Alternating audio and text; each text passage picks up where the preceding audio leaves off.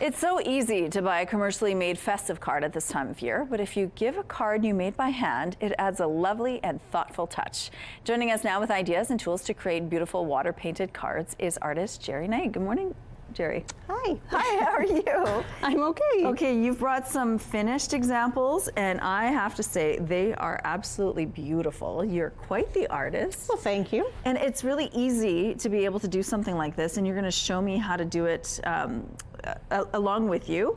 But let's just talk about the personal touch. When you have a handmade card like this, what sort of response do you get from people when they realize that you made this yourself? Well, and it's kind of like any homemade gift, even baking something. It's built with love. It's made with love. So, and it comes across. And even for the person giving it, it's nicer. It makes them feel good too to give it, because I made that. Right? I actually have a friend who made me a bookmark, all hand painted, and I love it. I use it exclusively because I love it. Thank you, Mona, for that. But really beautiful pieces as well that you could create. And once you do it, it takes a while to create water painting pieces as well, because you have to let them dry in between stages. Right. Yeah. If you know the techniques, you know that you can do it in layers. But there's little tricks you can do that make it quick and easy. Yeah.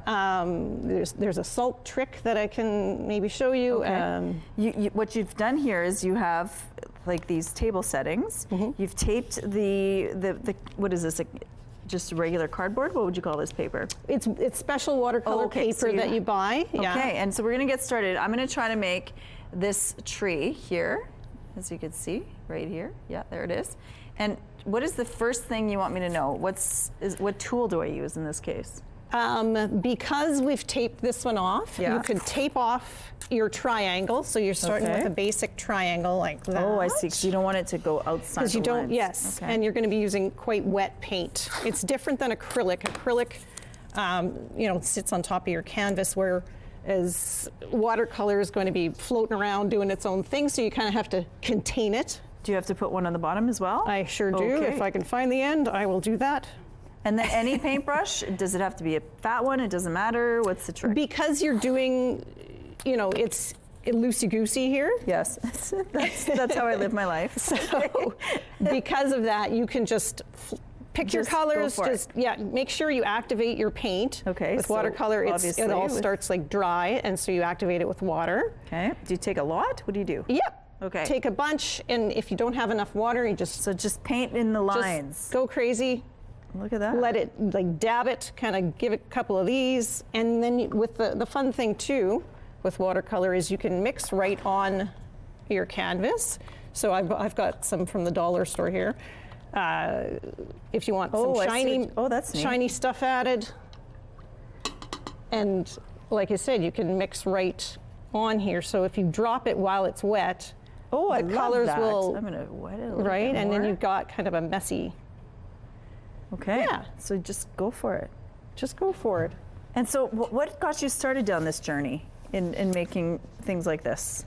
Well, I took through the Leisure Guide a watercolor class maybe 10 years ago or so. Yeah. And I was just hooked, and I enjoy actually showing other people how to do it because it's surprisingly easy if you just give it a try. From what I understand, you're doing this with all the ladies and gents at work on your lunch break. That's right.